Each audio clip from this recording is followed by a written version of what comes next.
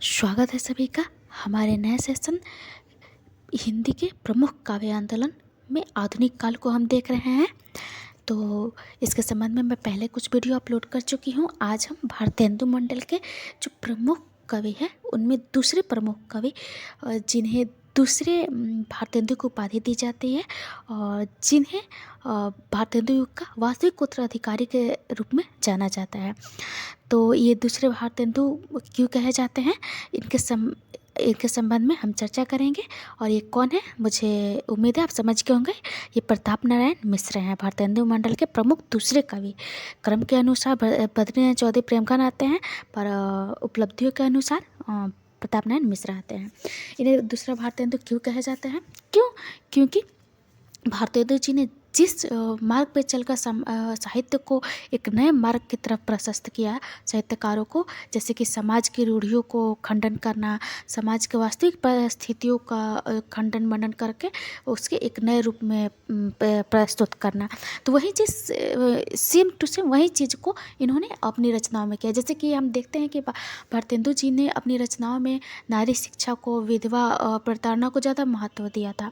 तो इसी तरह हम प्रताप नारायण मिश्र की रचनाओं में देखते हैं कि वो कहते हैं कि उनकी एक पंक्ति है कि कौन करेजा नहीं कसकत है, सुनी विपत्ति बाल विधवन की। अर्थात वो भी उस तरह से समाज की जो पुरानी रूढ़ियाँ जो यत्नाएं दे रही हैं नारियों को, उसे कहीं ना कहीं अपने शब्दों से विरोध करते हैं। ठीक इसी तरह जिस तरह भारतेंदु जी हिंदी का झंडा लिए आते हैं हिंदी साहित्य में, इसी तरह ये भी उस झंडे को लिए अपने आगे बढ़ाते हैं। जैसे कि उनका एक नारा है, हिंदी हिंदू हिंदुस्तान। तो ये उन्होंने उसी को आगे बढ़ाया है। जिस तरह उन्होंने कहा है कि समाज, जैसे कि भारतेंदु जी कहते हैं कि अंग्रेज राज सुख साज सजे सब भारी, पै धन विदेश चली जाते यह अति खवारे। मतलब लोगों को जागरूक करना चाहते हैं कि सारा अंग्रेज लूट के ले जा रहा है और हम जो है देखते रह रहे हैं।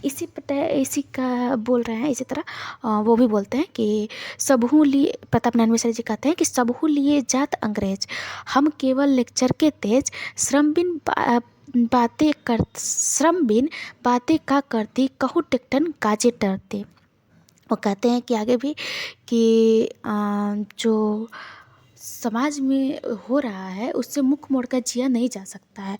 हम केवल बड़े बड़े भाषण दे रहे हैं पर कुछ ऐसा हो नहीं रहा है। तो जिस तरह हम कह सकते हैं कि भारतेंदु जी ने जिस मार्ग को पसंद किया उस पर अगर कोई वास्तविक रूप से चला तो प्रताप नारायण मिश्र ही रहते हैं। इसलिए हमें दूसरी भारतेंदु की उपाधि देते हैं।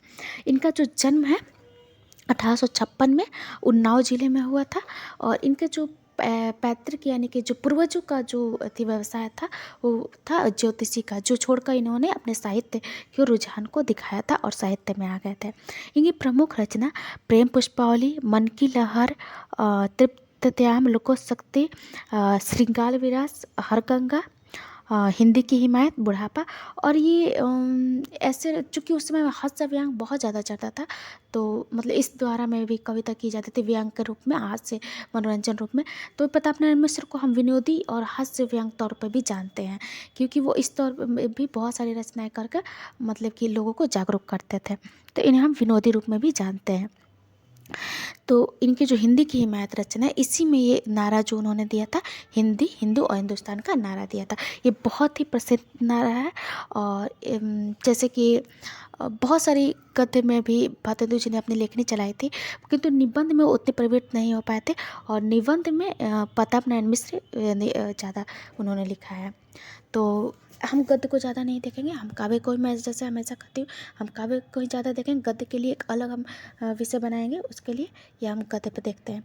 तो अब हम प्रताप नारायण मिश्र की जो महत्वपूर्ण पंक्तियाँ हैं हम उसे देखेंगे। वो कहते हैं कि पढ़ी कमाई किन्हों कहा, हरे देश कलेश, जैसे कांता घर रहे तैसे रहे विदेश।